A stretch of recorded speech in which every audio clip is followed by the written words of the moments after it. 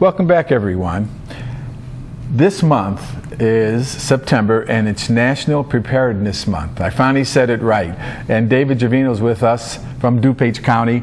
Tell us a little bit about September's warnings. What are we preparing for? Yeah. We're preparing for emergencies. You know, in the past several months, we've talked about how schools can be prepared, how businesses can be prepared, but September is National Preparedness Month, where we want everyone to be prepared. So we're talking to people this month about how they can get a kit, make a plan, and be informed to be ready in case an emergency hits. Get a kit. What kind of a kit? When we talk about a kit, we're referring to an emergency or disaster supply kit that contains materials that will sustain you and your family for up to 3 days. So if we look back to the July 1st storms, for example, we had 54% of our county was without power, and people needed to have water and supplies. If they're on well water, for example, they wouldn't have had access to drinking water. So we talk about in your kit having a gallon of water per person per day, food in case you're snowed in like we had in the blizzard of February last year, and things that will last you up to 3 days in case you're not able to get to the grocery store and you're snowed in, or maybe you have to grab and well, particularly in the winter months, that could be a problem.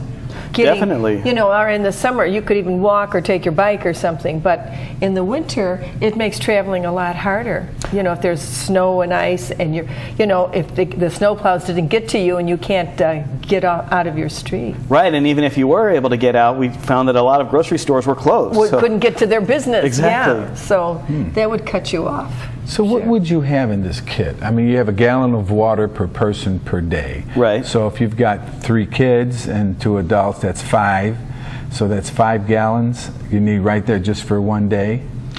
That's right. So exactly. you need 15 gallons of water. Exactly. So where do you keep these kinds of things? You know, you could put them in your garage or in a closet, or it's just important to have everything together all in one place so that if you do need to get access to it, you know where it is. I would think if it's bottles of water, I could see getting a whole case of water. You could buy by the case like at Walmart or Sam's Club and keep it someplace. I don't know if the garage would be the best place because it gets very hot there, and that's not good for you to be consuming. Or it would freeze if it's in the winter. Yeah, okay. So it'd be better off like in your basement if you have a place somewhere in your house that you could store things and where it's always cool. No, I think it's just safer. This kit has a list of things you should have.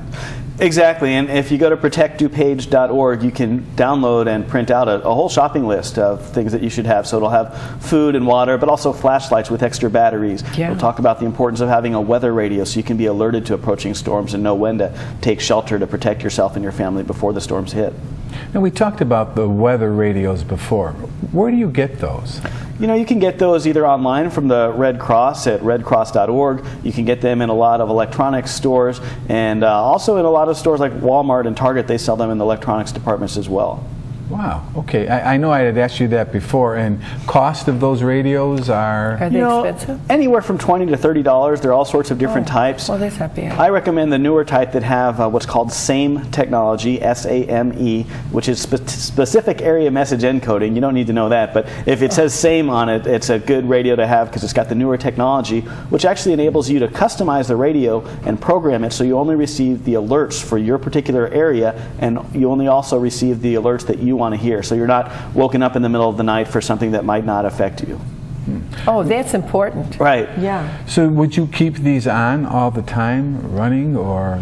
What happens is it's plugged in, it's backed up by batteries, so you want to make sure you have batteries installed, and you change the batteries regularly when you change the batteries in your smoke detector. And when there's a weather warning, they're programmed to turn on and go off. So you're not listening to sound all the time. It's only during an emergency that it comes on. Or if you're going to go out and you want to hear the forecast for the day, you can manually turn it on and you can hear the National Weather Service. It's great. Let's talk about smoke detectors a little bit.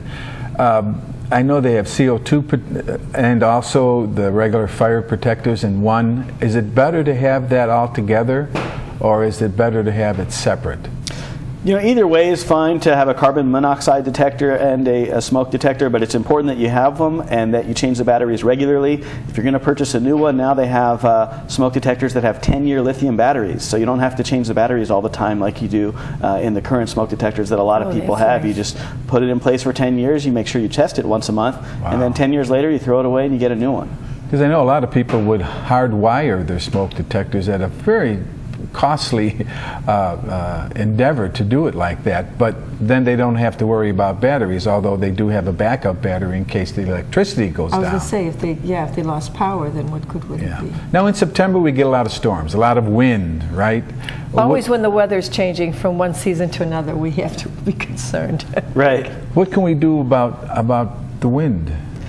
Well, we do have a lot of wind-related disasters and emergencies here in DuPage County. July 1st of this year, for example, we had the microburst that had wind speeds of up to 117 miles per hour and caused a lot of damage. A lot of trees were blown down. So definitely, if you know that there's a wind advisory out and it's going to be particularly windy, of course you want to secure your trash cans and other objects that may be flying around and damaging your vehicles or actually flying around and hit people. So you want to secure those objects. You want to make sure that if there's a warning issued, like a tornado warning or something of that nature that has high winds involved, that you seek shelter away from windows that can be, broken by the wind, which causes debris to hit windows and that sort of thing.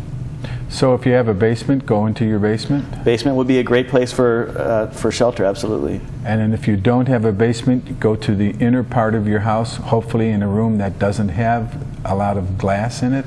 Definitely. For a tornado warning, for example, we encourage people to go to an interior room on the lowest level of their home. Now, as far as buildings are concerned and construction, when you have a house built, do they consider winds of up to 100 miles an hour when they're building or constructing whatever it is they're making? Construction standards have improved over time, and actually anyone who's looking to build a house can look at building a safe room that's designed to be a shelter. So when there's a tornado warning issued, you can take refuge in that shelter and feel reasonably safe because it's got reinforced concrete walls and it's designed to keep you safer than just a regular home constructed room would be. Mm-hmm. Well, I was wondering about that because, of course, construction's a little slow now, but as far as being able to do that ahead of time would obviously be a smart thing to do if you're going to be building a house. Absolutely, and it doesn't cost a whole lot more to have a reinforced home or a safe home, so I definitely encourage people to ask the construction company if they are building a home what the price difference would be, because definitely it can save your life.